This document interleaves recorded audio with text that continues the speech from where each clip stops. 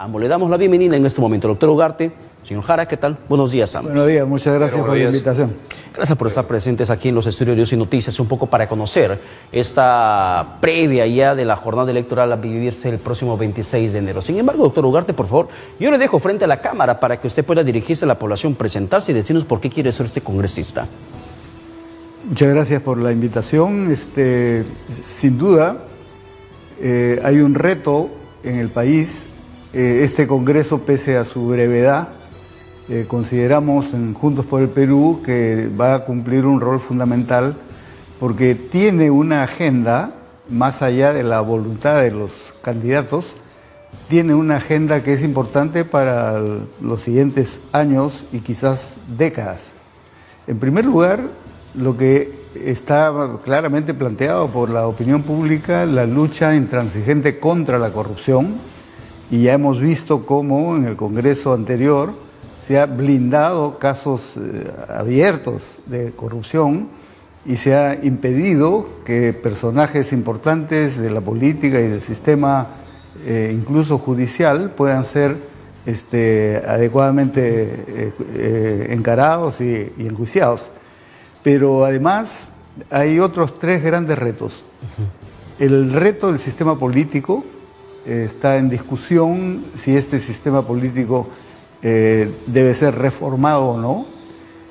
Y un hecho como, por ejemplo, este financiamiento que ha sido declarado por un empresario famoso de $3.600.000 a un partido político, lo que está mostrando es que vivimos una democracia limitada. Y hay que hacer medidas legislativas en contra de esas. Sin duda. Aunque presumir. Bien, doctor Ugarte, antes de continuar con usted, señor Diego Armando Jara, también. Buenos días una vez más, diríjase a la población y díganos por qué quiere ser candidato y por qué quiere ser básicamente un representante de la población en el Congreso. Buenos días, Pedro, y Dios y Noticias, le agradezco por la invitación. Primeramente creo que llegó la oportunidad de hacer el gran cambio en el Parlamento, de políticos probos, honestos, que realmente quieran servir a la población, a la ciudadanía, porque estamos cansados que no se promulguen leyes que realmente beneficien a esos hermanos de los asentamientos humanos, del Perú profundo. Creo que ahora los peruanos tenemos que demostrar que efectivamente llegó al cambio al Parlamento con políticos nuevos, honestos, que realmente quieran trabajar para servir a la ciudadanía. Y ahora, al respecto de eso, doctor Ugarte, ¿cuáles serían sus principales propuestas de campaña? ¿Qué sería lo primero que Óscar Ugarte haría en caso de llegar al Congreso de la República el próximo 26 de enero? Bueno, con relación a anticorrupción, es retomar los procesos que quedaron inconclusos por blindaje de la mayoría anterior, y que ha salvado a varios personajes de ir a juicio. Eso rápidamente hay que retomar y hay que continuar y condenar lo que haya que condenar. En segundo lugar, creo que hay que profundizar la reforma política. Esta se inició, se ha discutido, pero está inconclusa. Una de las, propuestas que llevamos, por ejemplo, en la reforma política es la bicameralidad. Porque si bien no fue aprobada en el referéndum la vez anterior, fue porque ahí había una trampita, ¿no es cierto? Una manipulación para la reelección inmediata. O sea, la gente no votó contra la bicameralidad, en realidad votó contra la trampita. Entonces ahora hay que retomar, porque creo que es un proceso de democratización del país que estaba cerrado por la Constitución del 93. Y así también el control de los partidos y el control de todos los donantes para evitar esta situación como la que ya hemos visto. En el plano económico, tres cosas. Uno, hay que eliminar los contratos ley que favorecen a determinadas empresas e inversiones. Y que impide la renegociación de contratos. Que impide la renegociación. Dos, hay que modificar la estructura tributaria y hay que cobrar lo que haya que cobrar, poniendo mayores impuestos a quienes más ganan. No podemos mantener, y mire, esto se mantiene ya por décadas, que los impuestos es fundamentalmente por el IGB, es decir, lo que paga cualquier ciudadano común y corriente, y ese es el peso de la tributación. Es por eso que el Estado recauda poco. El Perú recauda el 15% de su PBI cuando el promedio latinoamericano es 22% y los países de la OCDE están 35-40%. Con esa recaudación no se puede hacer reformas, no se puede impulsar la economía, no se puede democratizar el país, por lo tanto hay que cambiar.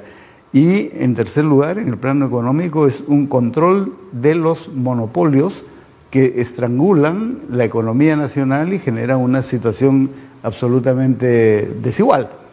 Pero finalmente tenemos un reto, y personalmente en mi trayectoria lo demostramos así, con las políticas sociales, particularmente con salud. Hay por lo menos 3 decretos de urgencia que tienen que ser revisados. Empezando, el decreto de urgencia que acaba de aprobar el presupuesto del 2020, que reduce o limita la posibilidad de políticas en salud, en educación, etcétera, porque le restringe el financiamiento. Y eso tiene que pasar al Congreso. Promover el aseguramiento universal para completar, pero eso requiere, como fue anunciado por el propio Premier, 900 millones que tendrían que estar en el presupuesto y no lo han incorporado. Y en tercer lugar, el tema de los medicamentos. Efectivamente hay un decreto de urgencia también sobre esto. Estamos de acuerdo en que hay que promover los medicamentos genéricos, es algo que hemos levantado como bandera hace mucho tiempo y que ahora hay que consolidarlo mejorando ese decreto de urgencia. Bien, antes de preguntar la mejora del decreto de urgencia, quisiera también preguntarle al señor Jara, las principales propuestas que usted tiene en caso de llegar al Congreso de la República el próximo 26 de enero. Bueno, primeramente yo soy un hombre ligado a la seguridad hace 25 años. Soy el presidente de la Asociación de Serenos del Perú, que somos alrededor de 26.000. Lamentablemente, hace 29 años hay un dejadez de parte de nuestras autoridades en el tema del serenazgo, que cumple una labor muy fundamental en el tema de la prevención del delito. Acabo de regresar de Brasil, donde que realmente la Guardia Civil Municipal están bien capacitados, bien formados, tienen la ley correspondiente y trabajan como un ente auxiliar a la Policía Federal de lo que es de Brasil. Y en este aspecto hoy en día nuestros serenos están mal capacitados, mal equipados, no cobran puntual, 6, 7 meses no les pagan, no tienen uniformes adecuados y no tienen una ley que proteja su accionar. Hace algunos días en Huaral casi matan a un sereno y no pasa nada. Pero sin embargo, los primeros respondedores ante una emergencia, ¿a quién llaman primero? Llaman al sereno. Creo que llegó la hora de profesionalizar, de capacitarlos a los serenos para que trabajen como un ente auxiliar a la policía. Son 26.000 serenos. Hoy en día la población cree más en el sereno que en la misma policía, pero ante cualquier emergencia, primero ¿a dónde llaman? Al serenazgo. Pero sin embargo es un cuerpo atado de manos. Y eso es mi prioridad, llegar al Congreso, de sacar la ley del sereno para trabajar como un ente auxiliar a nuestra Policía Nacional del Perú. Sin embargo, en el tema de sereno muchas veces está el tema de la imposibilidad de que ellos puedan portar arma, pero en su momento se intentó, por ejemplo, con armas no letales. ¿Se podría facultar esa situación? Pedro, eso ya está facultado. El año pasado, este año, el 2019, en el Congreso de la Comisión de Defensa ya ha sido aprobado para el uso de armas no letales. Pero la aplicación es lo que... La aplicación se iba a realizar en el plenario del Consejo, en el plenario del Congreso, iban a debatir esta ley y luego pues salía promulgado a nivel nacional para que se dé cumplimiento. Ese es el detalle ahora. Y ahora nosotros, si llegamos al Congreso, vamos a rescatarlo inmediatamente para que sea debatido en el pleno del Congreso. Su posición, reitero, que es en sí, lo que entiendo es que es en tema de seguridad. Así es. En migraciones, tema migrantes, ¿qué haría? Bueno, en eso de migrantes, la verdad, no se están pasando los filtros correspondientes. Hoy en día las fronteras están abiertos por todo lado. Entonces, ¿alguna ley para eso? Efectivamente, vamos a trabajar con una ley, con otros asesores, para que haga un control en todas las fronteras de migraciones exhaustivamente. No podemos permitir las personas que entren pues, con poder en su casa al Perú, todo el mundo entra. Y eso se tiene que terminar de raíz. Ahora, doctor Ugarte, a mí me parece interesante también la propuesta que usted nos menciona referente al tema del decreto de urgencia que básicamente tendría que obligar a las farmacias privadas a vender medicamentos genéricos, un stock. ¿Qué tendría que modificarse para que esto pueda marchar? A ver, primero hay que entender que el mercado peruano, del 100% de productos que se venden en el país, más o menos por 2.000 millones de dólares, ese es el tamaño del mercado, el 75% es mercado público. Es decir, lo que compra y distribuye el Ministerio de Salud es salud y las sanidades, 75%. Las farmacias privadas solo manejan el 25%. Entonces, el desabastecimiento que existe es principalmente responsabilidad del sector público. Si se mejorase el sector público, mejoraría muchísimo la situación. El decreto de urgencia tiene, creo yo, en eso la virtud de tomar este aspecto y plantear como el aspecto central la generación de un operador logístico que mejore las compras, la distribución en el sector público. Porque está demostrado también por estudios de DIGEMIT que la gente que va a las farmacias privadas, el 39% proviene de los hospitales públicos que no encontraron ahí la medicina y tienen que pagar de bolsillo, ¿no es cierto? Sí. Otro 20% es de e-salud y otro 4% es de las sanidades. O sea, 63% de lo que va a las farmacias privadas proviene del sector público. Si se mejorase las compras y distribución del sector público, se resuelve en gran parte, ¿ok? Un dato más, y esto está demostrado también, estamos ya segunda quincena de noviembre, y las partidas que tiene el Ministerio de Salud para la compra de medicamentos solo se ha gastado el 45%. Hay un saldo importante. Importante, que ya no se va a gastar. ¿Ah? Sí. Entonces, ahí hay un problema de gestión, un problema de capacidad, un problema de ineficiencia, el operador logístico. Por eso digo, la principal medida de ese decreto de urgencia es resolver al interno, es decir, un organismo eficiente, técnico, competitivo, que pueda hacer buenas compras, estas compras corporativas. En adición, el decreto de urgencia tiene otras dos medidas. Una, faculta a las farmacias públicas a vender al público que no se atienden en el sector público. Por lo tanto, cualquier persona puede ir con su receta y comprar medicamentos genéricos de calidad y a bajo precio. Eso es positivo. Claro, primero tiene que resolver la satisfacción adentro, ¿no es cierto?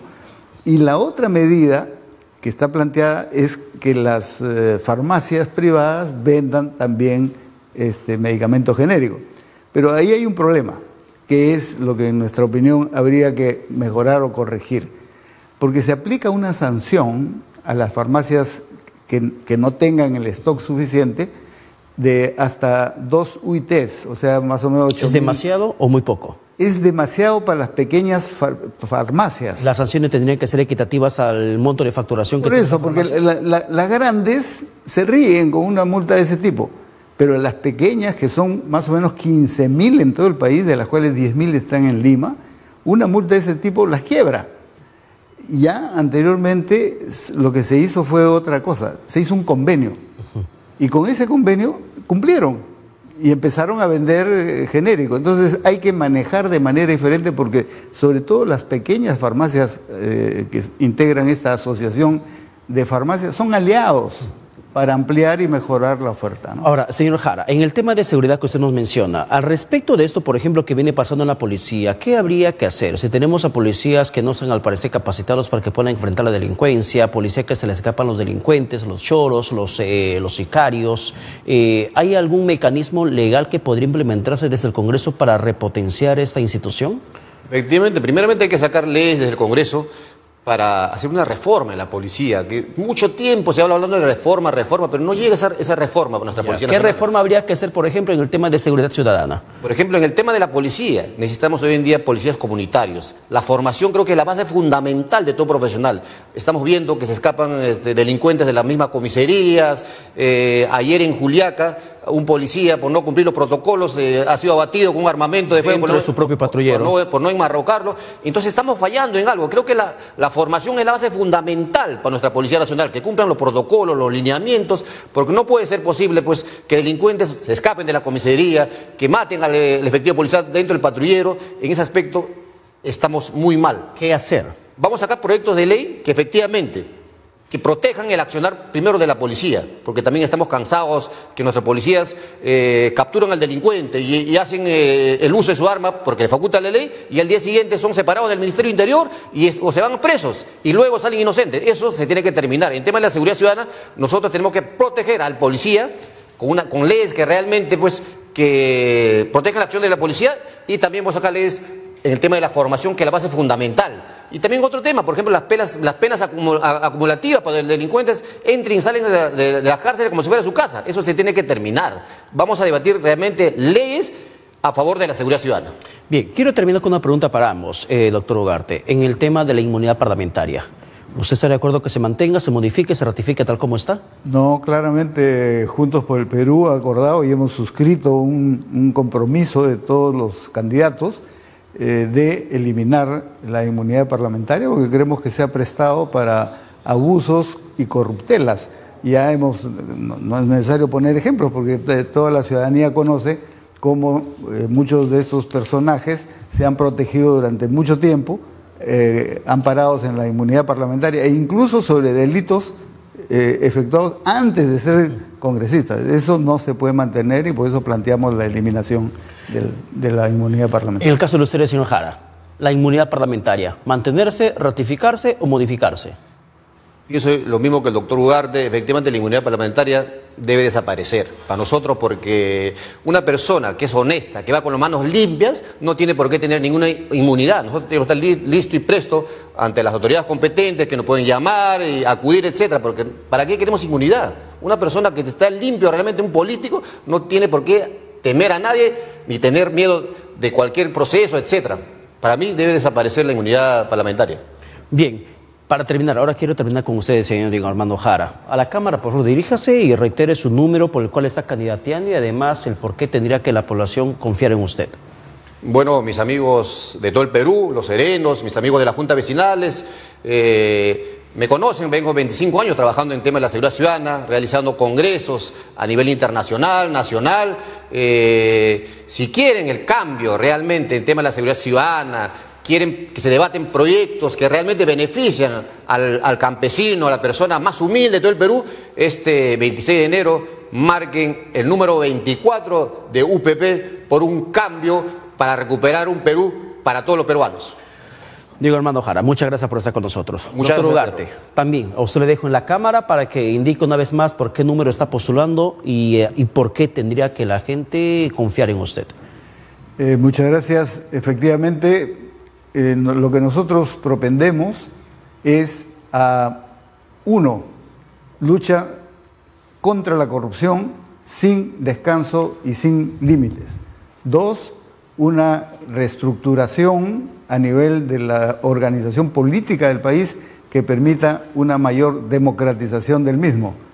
Tres, hacer modificaciones centrales en la economía, como eliminar los contratos ley, ampliar impuestos a quienes más ganan y control de los monopolios para hacer una economía mucho más democrática en favor de las grandes mayorías. Y finalmente, las políticas sociales como salud, educación, empleo digno, que son y constituyen la forma de transferir recursos hacia las poblaciones más necesitadas. Es por eso que les solicitamos que voten por Juntos por el Perú y por el número 3, que es este servidor que los representará dignamente.